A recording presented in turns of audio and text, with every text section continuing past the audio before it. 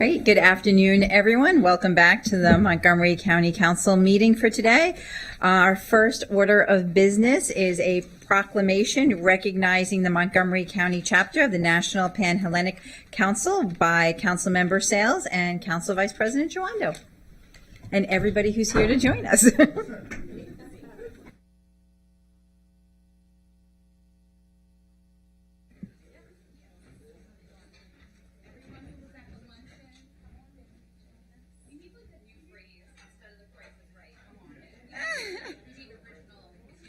We've been waiting for you.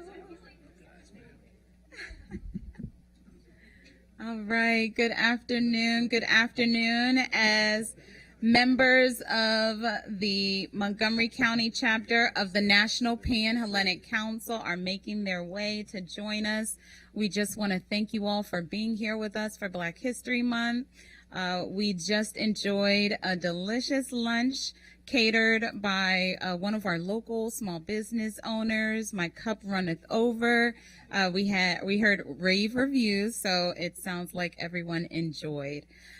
So thank you for joining Council Vice President Jawando and myself to celebrate the National Pan-Hellenic Council of Montgomery County. Today, we are recognizing 14 of the alumni chapters that represent us here in Montgomery County. The Divine Nine was born from a desire of community. For years, Black students on college campuses across the country were shut out of sororities and fraternities, and the need for sisterhood and brotherhood united us in service, scholarship, to ensure that our community, no one got left behind. These organizations now symbolize Black excellence, not just on historically Black colleges and universities, but across campuses across our country and internationally. They hold offices right here in Montgomery County. Yesterday, we were honored to recognize former County Executive Ike Leggett for his legacy and service to our community. And we are so proud of our Governor Wes Moore representing us in Annapolis, and our sister Angela Alsobrooks, U.S. Senator Angela Alsobrooks, representing us on Capitol Hill. So at our recent luncheon, we were able to discuss some of the services that these organizations provide to our community, ensuring that the next generation of public servants are ready and prepared for the world that awaits them. And we want to ensure that they are fully informed and familiar with their council members, all 11. So we thank our council members that joined us. We were also heard from our council president, Kate Stewart. It is an honor to join Council Vice President Jawando to present this proclamation. And I believe we're also going to hear from the National Pan-Hellenic Council President, Mr. David Harris, as well. You don't even have to move. I'll move this. Thank you, Councilmember Sales. I just want to acknowledge, she mentioned Governor Moore, who's a member of Alpha Phi Alpha, former County Executive Ike Leggett, member of Alpha Phi Alpha, Senator Angela Alsobrooks, member of Delta Sigma Theta, and Lorianne Sales, member of Delta Sigma Theta, and myself, I'm a member of Alpha Phi Alpha. But we are all brothers and sisters. That's what the Pan-Hell is about. It's about our collective power, our collective community, our collective strength. For over a century, for many of our organizations, we have done so much for each other, but also for a country that always didn't value our work and our labor and our service. And we're still doing it. We've been called on in this moment to go back to our roots and our founding, to stand up for this country, for every member of our community, whether it's through food service, scholarships, other forms of community service. These organizations behind us and all their members are helping tens of thousands of county residents, Maryland residents, and folks around the country. And so I just want to thank my partner, my sister, for doing this with me. Thank my colleagues for doing this. These organizations have always been on the forefront. Shout out to the Kappas, who brought the most people today. And you know, So next year, when we do this again, we're going to see who wins. But we've all won. So do you want to bring up our next speaker? Yes, and so now we're going to hear from Brother David Harris, who's the president of the National Pan-Hellenic Council. Thank you so much, Councilwoman Sales and Councilmember Jawando. It is such a pleasure to be here. I am David Harris. I am the president of the National Pan-Hellenic Council of Montgomery County, Maryland. I'm also a member of Kappa Alpha Psi, and on behalf of we call it the NPHC-MC for MCMD, Montgomery County, Maryland, I want to extend such thanks and appreciation for your efforts to these two council members right here, and then for all the council members who attended the Black History Lunch today. It was a fantastic lunch. I'd like to extend appreciation to your staffs, because I know staffs are hardworking. They make things happen. So appreciate the staff for putting this lunch on for all of us here today. I can just look at the faces here. It was very well received. And thank you so much. We really appreciate it. It's an honor just to recognize the immense work that these organizations do. And this is just a small token of our appreciation. And so now we're going to read the proclamation.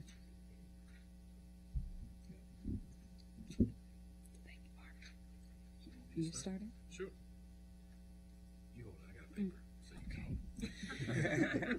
We're working together. Whereas the Divine Nine, comprising the oldest and most distinguished Black Greek letter organizations, has upheld a legacy of more than a century, fostering leadership, academic excellence, and public service, while strengthening the bonds of the Black community and inspiring humanitarian work and civic engagement across the globe. And whereas the National Pan-Hellenic Council established itself on May 10th, 1930 to cultivate community and create opportunities during a time when systemic racial discrimination and prejudice subjected Black Americans to inequities in housing, education, social benefits, and various other programs that their white counterparts received. And whereas the National Pan-Hellenic Council of Montgomery County, or as you just heard, NPHC-MC, carries forth this tradition and remains steadfast in its commitment to the principles of scholarship, leadership, and service through its 14 affiliated alumni chapters, representing the Divine Nine Black Greek letter fraternities and sororities, namely Alpha Phi Alpha Fraternity Incorporated, Alpha Kappa Alpha Sorority Incorporated, Kappa Alpha Psi Fraternity Incorporated, Omega Psi Phi Fraternity Incorporated, Delta Sigma Theta Sorority Incorporated, Phi Beta Sigma Fraternity Incorporated, Zeta Phi Beta Sorority Incorporated, and Sigma Gamma Rho Sorority Incorporated, and Iota Phi Theta Fraternity Incorporated. And whereas intercollegiate Black Greek letter sororities and fraternities were established by and for Black people who recognized the crucial need for a space where they could come together to advance opportunities for leadership, professional development, and community engagement. The alumni chapters of Montgomery County continue to uplift and empower Black people of all ages through robust scholarship programs, mentorship initiatives, public health advocacy, educational partnerships, fundraising efforts, and outreach programs that cultivate essential skills. And whereas the Divine Nine have played an integral role in the advancement of social movements in American history, from Black Lives Matter to civil rights and women's suffrage movements, as well as the mobilization to fight for reproductive rights, immigrant rights, and the rights of marginalized communities. And whereas members of the Divine Nine have served as trailblazers in government, education, healthcare, business, and the arts, including historical figures such as Reverend Dr. Martin Luther King Jr., Vice President Kamala Harris, Congresswoman Shirley Chisholm, Congressman John Lewis, Justice Ketanji Brown Jackson, poet Maya Angelou, and countless others whose contributions have shaped the course of American history and continue to inspire future generations of Black leaders. And don't worry, this is the last one. Whereas the Divine Nine have continuously provided safe and empowering spaces for Black students and professionals under the motto Culture for Service, Service for Humanity. Through their commitment to education, advocacy, and service, they have supported and paved the way for future generations of Black excellence in civic leadership. We honor their profound impact during Black History Month and throughout the year. now therefore be it resolved that the County Council of Montgomery County, Maryland hereby honors and recognizes the substantial contributions of the Montgomery County chapter of the National Pan-Hellenic Council for their enduring contributions to social justice, educational advancement, and community empowerment, uplifting Black communities for generations to come, presented on this 25th day of February in the year 2025 by Council President Kate Stewart, Council Vice President William Opiemi Jawando, and Council Member Lori Ann Sales. Thank you.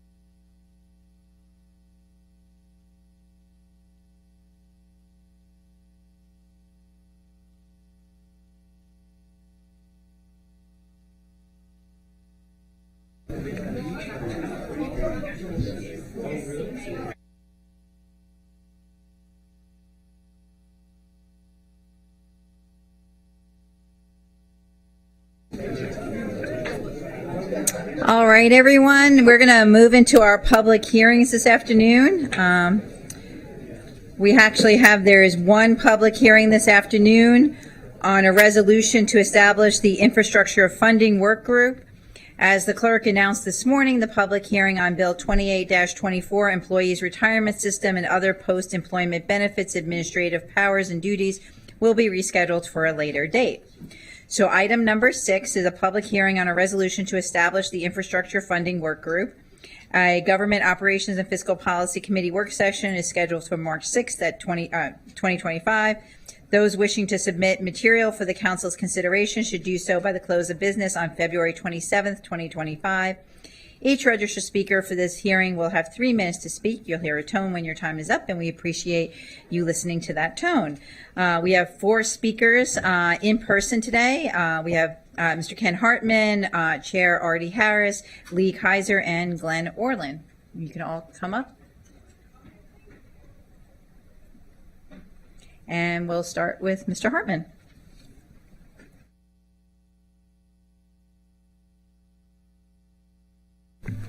Good afternoon, Council President Stewart and members of the County Council. Really appreciate being here. That was a fantastic presentation. For the record, my name is Ken Hartman Espada. I'm Assistant Chief Administrative Officer for the county, and I'm here to provide a testimony on behalf of County Executive Mark Elrich. First, thank you very much to the members of the GO Committee for advancing this important work of collaboratively seeking a sustainable funding source for infrastructure. There is no argument the county has significant needs to realize the visions we've set forward in our plans. Every local and county-wide plan contains a list of investments that are vital for economic development and community equity. And the linchpin of many of these plans is the build-out of the BRT system. We hear frequently from developers and commercial real estate professionals.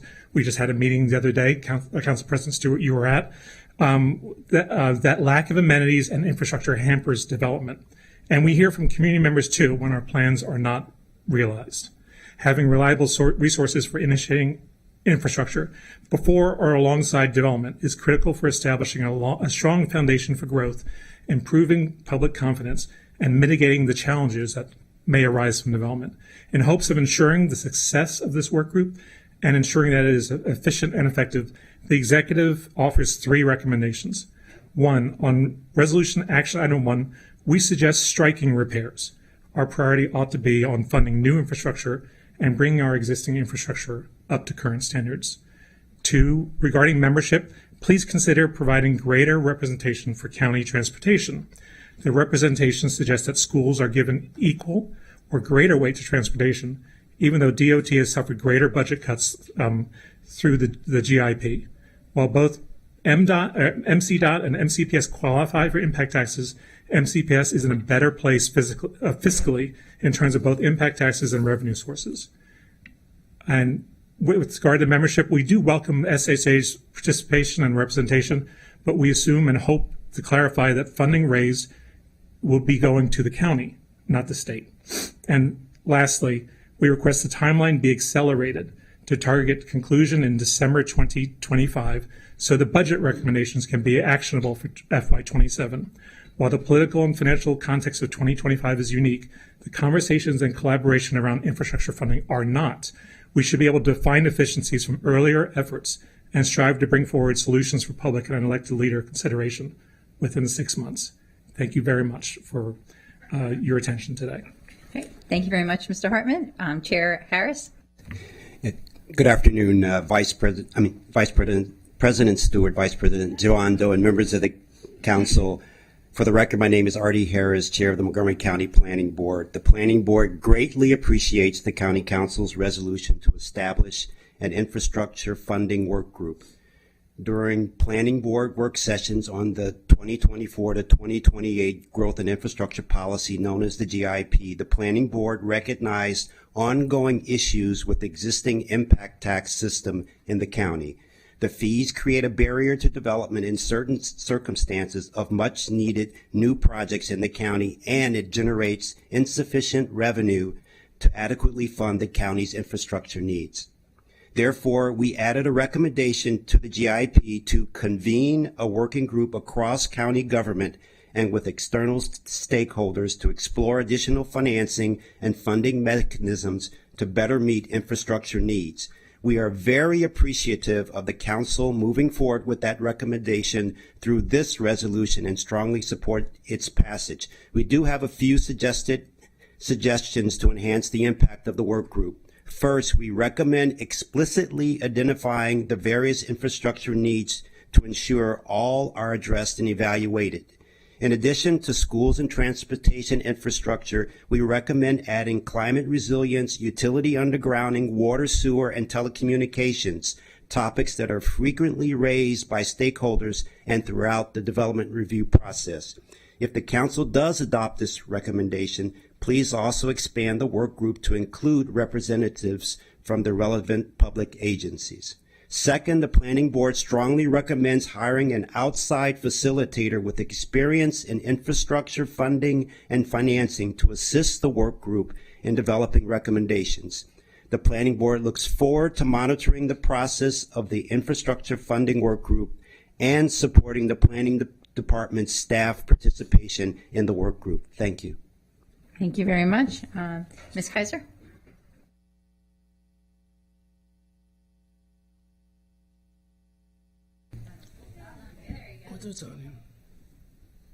Good afternoon, President Stewart, Vice President Joando, and council members. I'm Lee Kaiser, was a pre-pandemic head of my District 1 Civic Association, and during the pandemic was honored to serve as a council senior fellow in the central office. Further, I've testified regularly about my community's three-quarter-mile bikeway sidewalk capital project that in 2024 was pushed out beyond the 6-year budget cycle. What remains, however, is my enthusiasm for civic engagement that piqued my interest in the council's proposed infrastructure funding work group. Naturally, the work group must clearly define the scope of transportation projects. Would it encompass the full universe of capital projects?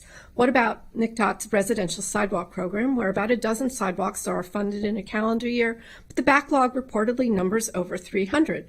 Residents typically do not easily distinguish between CIP and non-CIP infrastructure.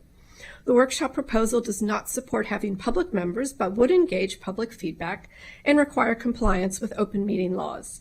While that may appear to check the transparency box, it's presently lacking in the public's primary capital budget resource, the Capital Budget Book, that inconsistently portrays information across CIP projects. Specific examples are cited in my written testimony. At a Transportation Committee meeting on April 9th, 2024, then Vice President Stewart asked that capital transportation projects be broken out by council district and equity focus area. In my quick review of the FY26 budget book, I found a single project, the Cherry Hill Road Bike Facility, whose justification states this was a Tier 1 master plan recommendation, bicycle master plan, and is located in an equity focus area. But surely there are more EFA projects.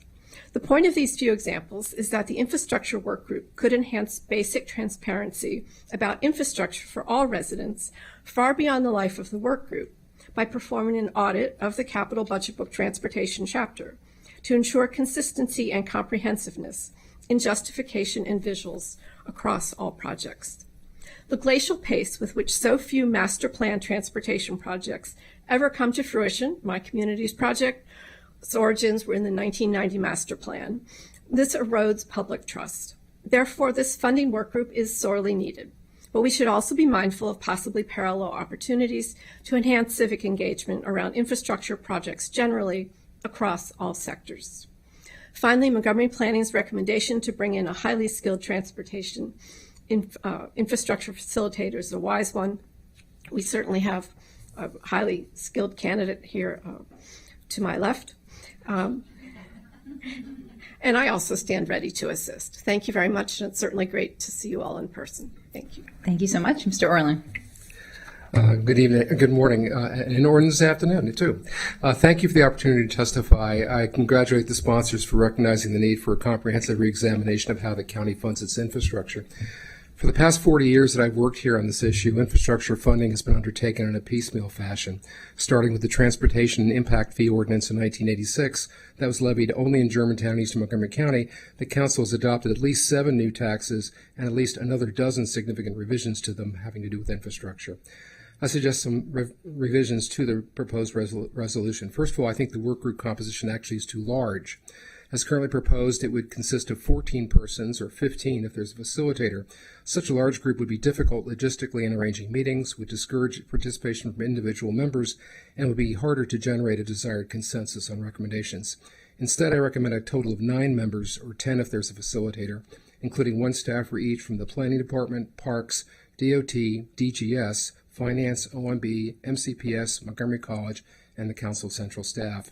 This composition would closely mirror that of the long-standing Infrastructure Maintenance Task Force, a staff group that I chaired for 15 years that meets every few years to identify the needs and priorities of infrastructure maintenance across county agencies. DGS should be included since it manages nearly all the county government projects not under DOT's purview, including those in DHCA and many other departments. Montgomery College has significant infrastructure needs and should also be included. However, as this is an effort to identify county needs, it would be inconsistent to include a member from the State Highway Administration. Secondly, for the purposes of this work group, broaden the definition of infrastructure beyond transportation and public schools to explicitly include Montgomery College, parks, libraries, rec centers, police and fire stations, stormwater management, telecommunications, and major capital initiatives needed to advance climate resilience, as well as necessary rehabilitation and renovation of all the above. In my longer testimony written, I'm actually arguing against including undergrounding utilities and sewer and water, reasons that I'll mention in that testimony. Thirdly, the work group should develop a workable set of alternatives with their respective pros and cons, but should not be expected to propose one or more preferred options. Selecting the preferred courses of action involves a qualitative and inherently political set of choices as to how much each constituency should pay or not pay. These are decisions that can only be made by council members. And finally, the work group should have a budget. Identifying alternative funding options will require significant nationwide research and analysis of complex data sets. These tasks cannot be done by the work group members without diverting substantial time from their regular duties, and so the work group should have contractual assistance. Furthermore, as the Planning Board recommends, the Council should hire an outside facilitator to lead the work group effort. If the Council agrees that such contractual assistance is necessary, the procurement of such assistance will delay the start of the exercise by a few months, but I still believe the March 2026 deadline for a progress report to the GO Committee and the June 2026 deadline for a final report can both be met, and hopefully a lot sooner. I kind of agree with Mr. Hartman that if this can be done in time so the Council can act prior to adopting the FY27 budget, that would be optimal. I'll be happy to aid in this work group as its facilitator or in some other substantive fashion. Thank you. Thank you very much, Mr. Orlin. And those are all our speakers today for this public hearing. I want to thank everyone who was here in person today, and also thank everyone who has put in comments already, and look forward to our Government Operations Committee taking this up. Have a good afternoon.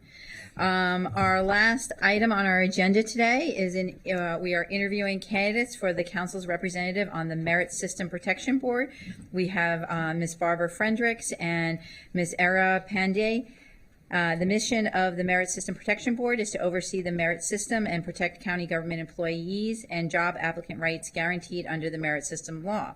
We appreciate both applicants, Ms. Pandey for applying and Ms. Fredericks for reapplying to serve on this important county board.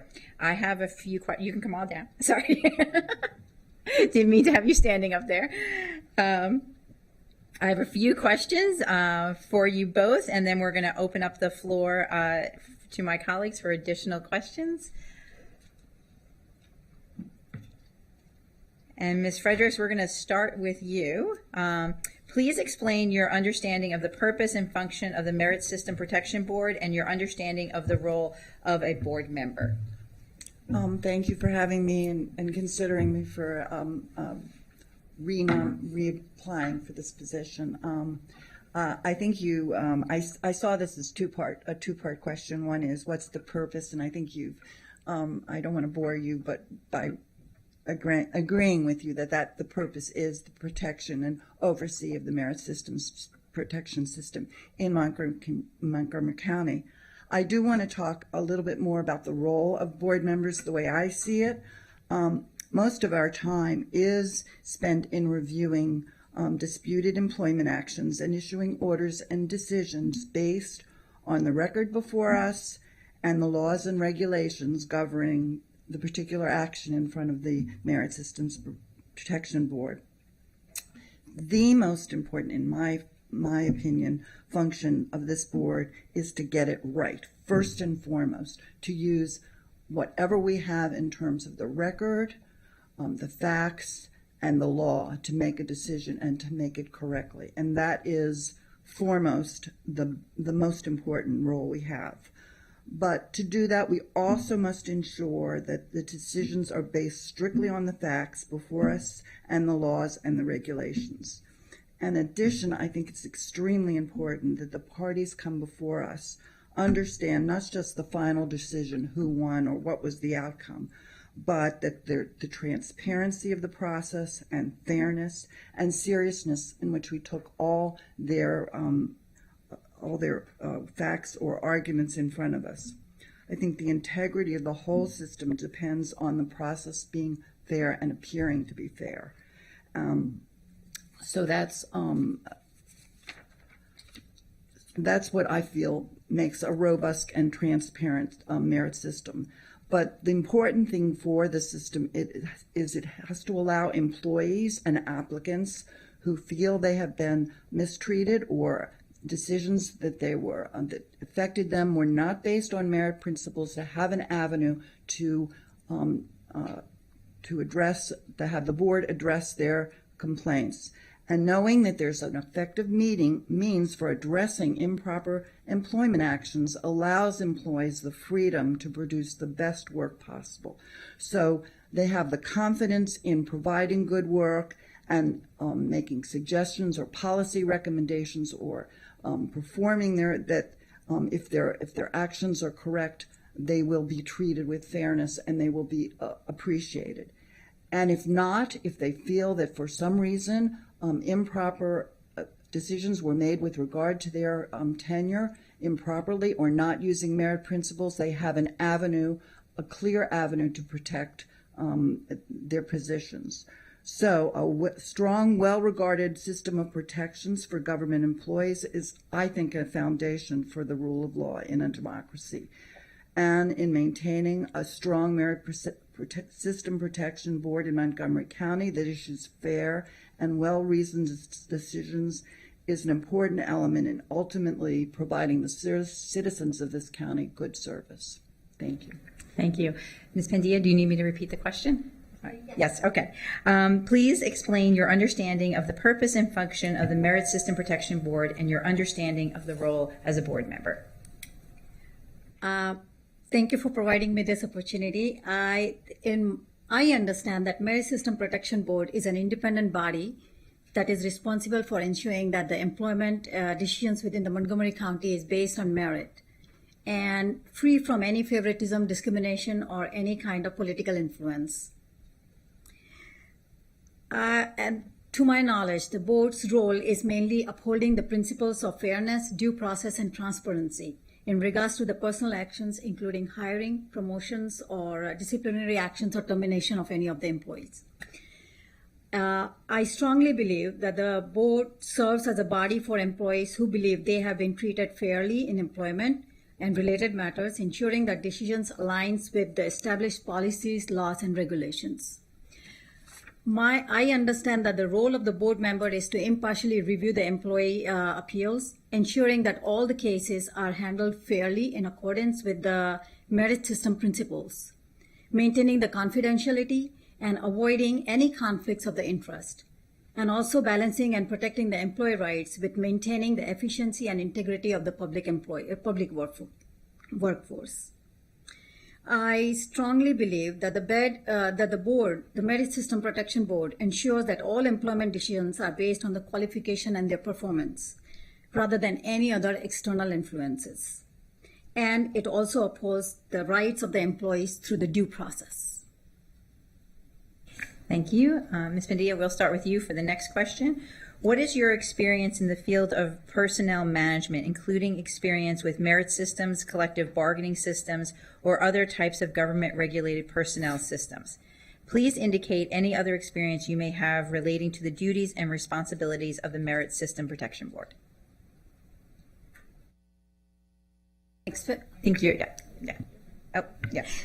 I have an extensive experience in personnel management through my work as a former long-term elected representative as a union member for SEIU 500 local, and also working long-term in the MCPS as an educator and as a workforce developer. And as an SEIU Local 500 union member, I was involved in collective bargaining process, fair labor practices, and workplace disputes, and also the policy negotiations. During that has provided me with the deep understanding of how the government regulates personal system functions and also including employee rights, due processes, and disciplinary procedures. Along with that, I also have the experience in my leadership roles where I currently as a member and former chair for the Air and Climate Public Advisory Committee under the Metropolitan Washington Council of Governments. And also right now I am in the work group with the Councilwoman Sales under the vibrant Montgomery County. Yeah, all those things has provided me the opportunity to grow my skills and has strengthened my ability to analyze the policies to make the decisions or the rational decisions and objective decisions for the community. And I have learned that empathy, transparency, and equity goes a long way while you are serving for the community. Ms. Fredericks, I'll repeat the question. What is your experience in the field of personnel management, including experience with merit systems, collective bargaining systems, or other types of government-regulated personnel systems? Please indicate any other experience you may have relating to the duties and responsibilities of the Merit System Protection Board. Can you turn the mic? Okay. I have spent my entire career as an employment labor lawyer, and I continue to teach and lecture on these subjects. I started out as a litigator prosecuting unfair labor practices. I then represented two federal government, or more than two, federal government agencies in defense of employment matters. I've appeared in administrative forums, the U.S. District Court, the U.S. Court of Appeals, in arbitrations and mediations. I also served as a hearing officer and participated in collective bargaining negotiations. So during my last 40 years, I actually managed two cabinet department offices in general counsel, the last 25 as the assistant general counsel for administration at Commerce, the Commerce Department in the U.S. government. And one of the three units that reported to me was responsible for counseling and representing the department in all labor and employment actions matters where Commerce was actually a party. I also taught at Georgetown Law School, and I'm currently teaching at the Grad School USA. The courses in both these institutions included labor and employment topics. I was also a guest lecturer at conferences, international organizations, and universities. And most of my presentations discussed the importance of good employment and labor laws in supporting democratic institutions. I've continued to ensure that I'm current on all laws that I teach, including employment. The MSPB in Montgomery County looks to federal law for precedent and decision-making. All of my positions have helped me to understand also the challenges of managing a government workforce. Since I became manager, including my role as the chair of this board, I've never stopped thinking about how we can do better work and be more effective. And I think all these experiences have contributed to my ensuring that the merit system in this county is as strong as possible. Thank you. Thank you. Ms. Fredericks, we'll start with you for this next question. If appointed, how would you position this role to address racial equity and social justice issues? I believe that in order to meet our responsibility as board members in addressing racial equity and social justice, which is an important challenge for all of us who work for government, is to ensure that all decisions we make at the MSPB are based only on the record and the law, designed to protect the right and fairness of all those who come before us. As I stated, getting it fair and right in all these decisions that are transparent and their reasoning is transparent are essential to protecting everyone.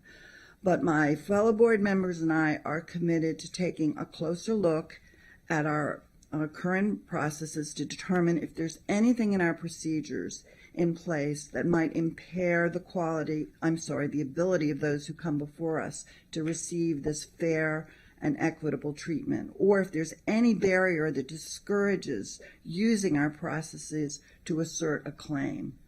Part of the reason we are so concerned about this is because a number of the people that come before us do not have legal representation. So their ability to navigate our processes may be more difficult. And so we are committed to looking at them all and seeing if there are any problems. In our examination, we must look at whether any group of individuals is unfairly prevented from having the tools to be successful in preparing before us. And if there is any inequity due to racial or other prohibitive causes, we have to recommend to this council the means to remedy it. Thank you. Thank you. Ms. Pandya, if appointed, how would you position this role to address racial equity and social justice issues? If appointed to the Merit System Protection Board, I would position this role as a critical safeguard for fairness, equity, and justice within the county employment practices. Because I know the board plays a critical and essential role in ensuring that all employees, regardless of their race, their background, identity, or are treated equitably under the county's merit system. To address the racial equity and social justice, I would focus on 3 key issues or areas. First is upholding the fair and impartial decision making, because I know every case that is reviewed is objectively based solely on the facts and policies in practice. I would be vigilant in recognizing and addressing implicit biases, both my own and that those may surface in the cases presented before my board. Ensuring that every employee receives due process regardless of their background is fundamental to the board's credibility. The second point is identifying and addressing systemic issues. Beyond individual cases, I will be attentive to patterns that may indicate systemic disparities, such as disproportionate disciplinary actions against certain racial or ethnic groups. While the board's role is not policy making, we can highlight these trends and collaborate with appropriate departments to ensure accountability and fairness. And the third point that I will focus on is promoting transparency and public trust. Transparency is essential for advancing racial equity and social justice. By ensuring that the board's decisions are well documented, clearly reasoned, and publicly accessible, where appropriate, we can foster trust that employment decisions are free from any discrimination and always are grounded in the merit. So additionally, I also believe that it is important for us to stay informed on the new equity practices. So I would be willing to learn more and what the new guidelines are about the equity practices. Thank you. Ms. Pandya, we'll stay with you for the last question. You can start.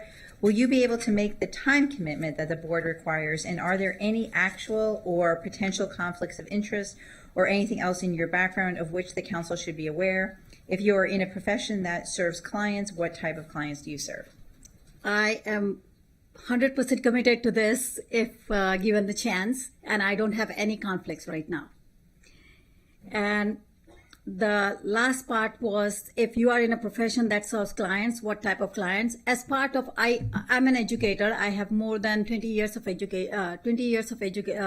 experience working in Montgomery County Public Schools, and I am also part of the career development program as an ambassador. So during that time, not physically, but I also, in my professional, I had the opportunity to serve the various clients, diverse backgrounds of the clients, meaning the internal clients or the public sector clients or the community members. And those, all that broad spectrum of clients have provided me with the ability to remain impartial, respect the confidentiality, and approach each case with fairness and transparency.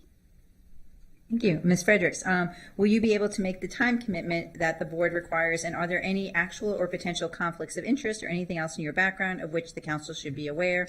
If you are in a profession that serves clients, what types of clients do you serve? Well, as current chair, I'm very aware of the time commitment required, and like every position I've held, I'm committed to working as hard and taking as many hours as necessary to ensure a superior and legally correct work product. I've been fortunate my entire career. I've only had one client, and that's the government entity who employed me and my clients basically are the citizens of those entities. And I've always felt that way, and it's been just a joy to be in that position. I absolutely have no conflicts at this time. My only other professional responsibility is my teaching, but that actually supports the work I do at MSPB. As I mentioned, my courses are to do with current law and practices in employment in general. And every time I begin to teach, I look and make sure I'm up on every law and practice that I'm teaching. As I indicated previously, most of these courses do focus on the employment law and the practices both here and in the federal government, and the role of these practices in the support of the democracy based on rule of law. Great. Thank you. I'm going to wait a moment to see if any of my colleagues have any follow-up questions. Not seeing any this afternoon. I want to thank both of you for taking the time to apply and to come before us today. And we will, and your willingness to serve, and we will get back to you soon with the appointment. So thank you so much. Thank you so much for the opportunity. Thank you. All right, colleagues, I believe that was the last item on our agenda this afternoon. We are now adjourned. All right. Thank you.